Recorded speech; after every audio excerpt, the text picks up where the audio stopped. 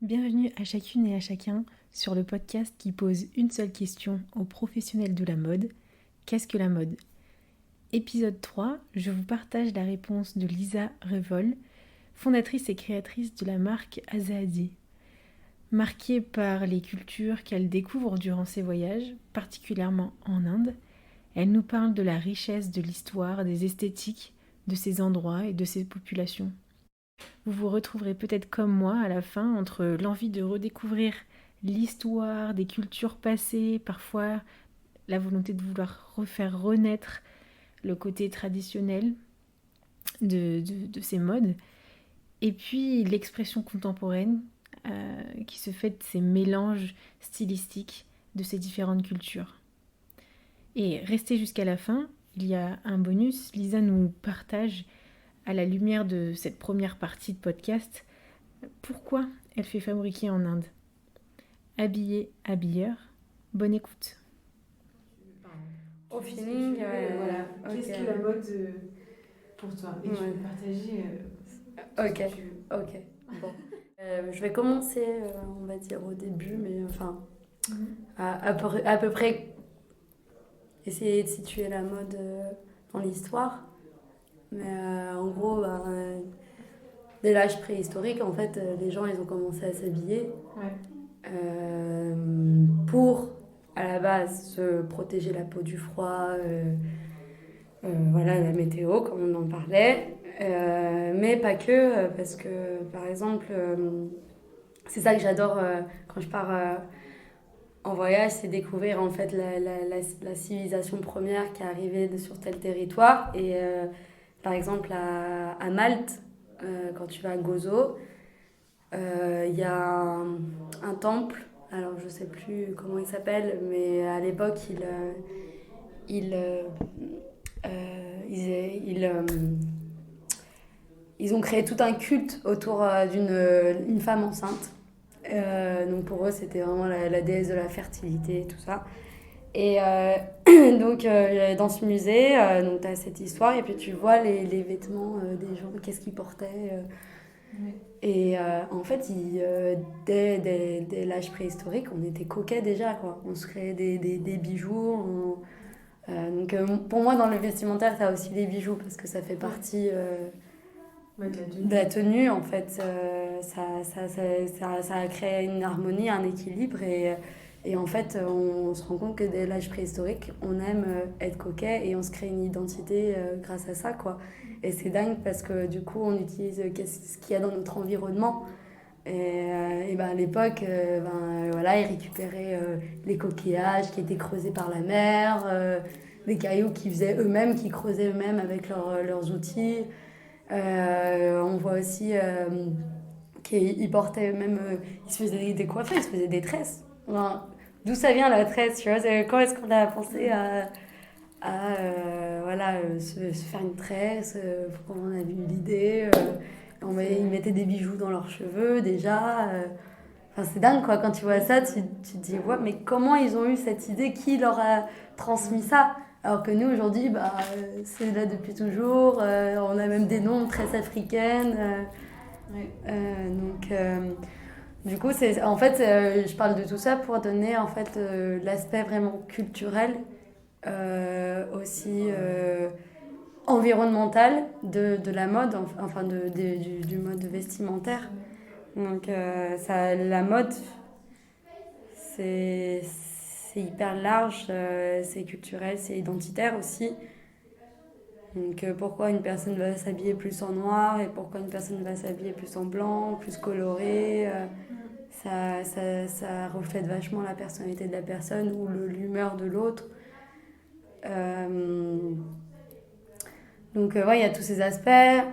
Pourquoi par exemple moi je suis hyper attirée par tous les bijoux traditionnels, tout ce qui est ethnique. Qu'est-ce que ça reflète? Moi, j'ai des origines tunisiennes, par exemple, et j'ai toujours été fascinée par la culture orientale. Et du coup, c'est des choses qui m'attirent. Ça m'émeut quand je vois des bijoux traditionnels, quoi. avec des designs spécifiques, un travail, de l'argent, comme si, des couleurs.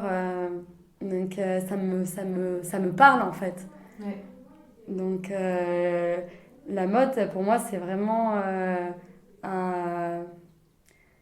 c'est dans le quotidien, c'est dans tous les jours, c'est une part de toi, c'est une part de d'où tu viens, ton histoire, t'es influencé par ta mère, t'es influencé par ta famille, tes origines, toujours.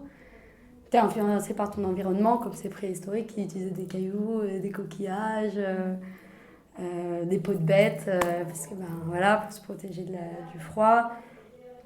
Donc c'est tellement large. Et en fait, aujourd'hui, on a réduit la mode à des tendances. Et les gens de plus en plus, ont perdu leur identité à travers aussi l'industrie de la mode. Alors, on va dire ça va faire une vingtaine, une trentaine d'années qu'on a commencé à perdre une identité. Et maintenant, c'est vrai que tu le sens très bien que même il y a eu tellement un mix des cultures que il y a aussi cette perte culturelle aussi. Quand tu vas dans les pays où la culture a toujours été très forte au niveau vestimentaire traditionnel, en Inde dans les pays du Maghreb, et avant ils avaient tous des tenues traditionnelles, les tuniques longues. Et aujourd'hui, tu y vas, ils sont habillés comme en Occident. Donc t'as aussi t'as le côté où c'est une très forte ça ça représente vraiment une très forte identité culturelle, sociale et tout ça. Et puis d'un côté t'as l'opposé aujourd'hui où il y a une perte en fait. Ouais, c'est vrai. Complètement. Et donc voilà, c'est à réfléchir là-dessus. En gros, pourquoi tu portes ça et est-ce que c'est vraiment toi en fait? Est-ce que ça te représente vraiment? Et moi, pendant longtemps, genre au collège, quand je découvrais la mode, je suivais les tendances. J'allais à H&M, j'allais à Zara. Ouais. Je voyais les photos, comment être stylée. Bon, après, j'avais aussi là, quand même l'influence de ma mère et tout. Donc j'ai quand même toujours eu ma petite identité à moi. Mais j'essayais aussi de faire du copier-coller sur les autres et je me cherchais. Tu sais, c'est le moment où t'as 14 ans et tout, t'es à la recherche de toi, ton style et tout, donc tu fais du copier-coller, tu prends un peu de-ci par-là et puis... Il y a le fil conducteur en fait, c'est une notion d'histoire. Ouais, c'est D'histoire, ça. d'héritage culturel, du coup de population, collectif, et ensuite avec l'atmosphère qu'on a aujourd'hui en Occident, qui est très individuelle, avec ce mix aussi de tout, comment se réapproprier en fait toutes ces histoires en fait. Ouais, c'est ça. Moi j'ai compris ça comme Oui, ça, oui. ce que tu partageais, c'est vraiment fort. Et c'est drôle parce qu'avant, c'était vraiment, voilà, tu t'habilles en fonction de la communauté dans laquelle tu vis. Et aujourd'hui, on s'habille inspiré de tout. Là, j'ai un pantalon avec des designs aztèques ou africains. Là, j'ai des bijoux du Rajasthan traditionnel. Là, j'ai une façon de jean à l'américaine. Genre, c'est devenu un melting pot de plein de cultures. Et du coup, c'est drôle de voir ce reflet de la société dans laquelle on vit aujourd'hui. À l'époque, voilà, t'étais influencé que par ton environnement. Là, aujourd'hui, on est dans le multinational, on est dans l'international, du coup, on s'inspire de... Tu vois que les frontières, voilà, il n'y a plus de frontières. On a accès facilement aux autres cultures et donc ça se mélange complètement. Là, ce serait du coup le bon côté de la mondialisation en fait. C'est le bon côté de la mondialisation, ouais, c'est ça. Ah oui, complètement. Donc tu as le mauvais côté où il y a une perte d'identité parce que tu fais du copier-coller sur les autres et que personne n'a son propre style. Et il y a le côté, voilà, quand même, c'est fou en Europe, on porte des vêtements avec des tissus, des designs qui rappellent une tribu de tel endroit. Enfin, c'est dingue quoi d'avoir apporté ça. C'est vrai. Ouais. Donc, ouais. Et puis c'est aussi, il y a aussi l'aspect dans la mode où il y a le besoin de se vêtir et puis le besoin d'être beau, de se plaire, de plaire aux autres, de refléter justement quelque chose en particulier. Et avant, nos grands-parents, ils s'habillaient plus parce qu'ils avaient besoin d'un pantalon et ils s'achetaient un pantalon tous les 4 mois, 5 mois, ça dépend. Même des fois une fois par an. Ouais, c'est ça. Parce qu'un jean, ça durait longtemps. Et puis aujourd'hui, on fait face à autre chose où il y a l'obsolescence dans les fringues. Du coup, on s'achète tout le temps des fringues et c'est devenu un achat normal. Alors qu'avant, c'était un achat raisonné, qui coûtait parce que ça prend du temps de tisser de la laine ou du coton ou autre. Ça prend le temps de le teindre, ça prend le temps de le coudre et on payait avant pour ça et on se posait pas de questions. On disait, voilà, il faut que je m'achète un jean, c'est un investissement.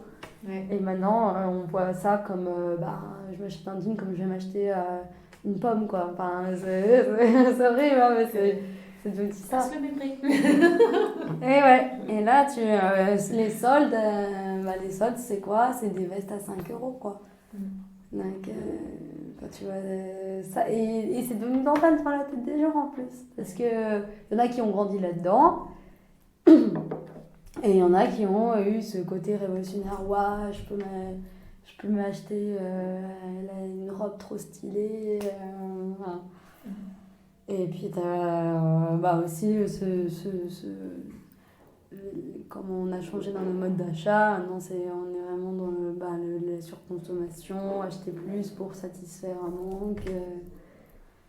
Donc il y a plein de... En fait, la mode, c'est trop intéressant à étudier parce que du coup, ça touche plein d'aspects, quoi. C'est ça. Culturel, religieux, religieux dans la religion hindouiste. Quand la femme meurt, on l'enveloppe dans un tissu rouge. Quand l'homme il meurt, on l'enveloppe dans un tissu blanc. Donc il y a des significations. Le blanc pour l'homme, en fait, ça, c'est vraiment primitif. Hein, ça représente du coup le sperme de l'homme qui donne la vie, qui féconde. Et les règles, la femme avec le rouge et tout. Et il y a plein de symboliques comme ça. Donc ça touche tellement d'aspects, c'est hyper vaste, quoi. On pourrait en parler, faire des thèmes, culture, religieux, société, consommation, économie, industrie, emploi, c'est hyper large, quoi. Donc c'est hyper passionnant. Ouais. Donc voilà. Je m'arrête parce que sinon je croirais à qui en discuter aussi. Moi, c'est pour ça que je pose la question. Des fois, quand on se pose, après ça s'arrête plus. Ouais. Et justement, l'entendre de la voix des autres, c'est trop intéressant. La mode, c'est tellement large, c'est tellement partout, comme tu le dis. Et des affections différentes. L'environnement, l'humain, mais l'humain, alors... c'est quoi? C'est son histoire. Est-ce que c'est sa société? Est-ce que c'est l'interaction entre les gens? Est-ce que c'est individuel? Il y a tellement. Donc, il y a de quoi faire. Ouais, il y a de quoi faire. Dans la recherche la mode. Ouais. C'est dingue. Du coup, pourquoi je commence gentiment avec cette simple question qu'est-ce que la mode? Et au métier de la mode, en tout cas. Petit bonus, elle nous partage pourquoi elle fait fabriquer en Inde. Ouais, c'est ça. C'est pour ça que pour moi, c'était une évidence que c'était là-bas que je voulais faire ça, en fait. C'était même pas... Enfin, tu vois, maintenant, il y en a plein qui commencent à se dire « Ouais, je vais faire fabriquer en Inde dans une ONG parce que du coup, je peux soutenir des gens et c'est accessible financièrement pour moi. » Mais en fait, moi, j'ai pas réfléchi à ça. Je me suis dit « En fait, c'est l'Inde parce que j'adore les tissus, parce que j'adore la culture là-bas. C'est multiculturel. » C'était ça qui m'a parlé en premier. Et après, il y a eu l'aspect Moi, j'ai envie de faire quelque chose d'humain, de social, et du coup, j'ai réussi à imbriquer tout ce qui me parlait en un pays, quoi. Et c'est pour ça que j'ai fait ça en Inde et que je l'aurais jamais fait ailleurs, quoi. Ouais, ça fait du bien quand on trouve le fil conducteur de toutes nos décisions. Oui. Ouais, ça fait du bien. C'est logique. Ouais, on découvre une logique, on se découvre nous-mêmes. Ouais, en tant qu'entrepreneur, quel que soit notre secteur, ça fait trop du bien. C'est incroyable, ouais. Il y a toujours des raisons. Genre, tu vas pas ici par hasard. Il y a un truc. C'est sûr. Et même après l'Inde, j'ai réalisé que j'avais des origines indiennes. Ça, je savais pas, tu vois. Ah ouais? Ouais. Et en fait, ma famille tunisienne, leur nom c'est Hendawi, ça veut dire qui vient d'Inde. Et donc, mon ancêtre viendrait de l'Inde. Après, ça se trouve, c'était le Pakistan à l'époque ou autre, on ne sait pas trop. C'était dans le nord-ouest. Mais ouais, genre, c'est fou, quoi. Du coup, tu fais des liens, tu te dis, ah ouais. Tu fais ton arbre, comment on dit? L'arbre généalogique qui remonte, quoi. Ouais. Petit à petit, Racines, au fur et à mesure de tes collections. Ouais, c'est ça. C'est incroyable, quoi. C'est ouf. Je découvre des trucs de dingue. Rien que ça me fait découvrir des trucs. Enfin, ça me permet aussi de découvrir que je suis capable de mixer aussi ce côté traditionnel avec le style européen, découvrir les bijoux en argile que je connaissais pas en Inde. C'est trop bien, quoi. Toujours, tu découvres trop de choses, quoi. Tes origines, des trucs que tu pensais pas qu'ils existaient. Ouais. Trop bien. Ouais.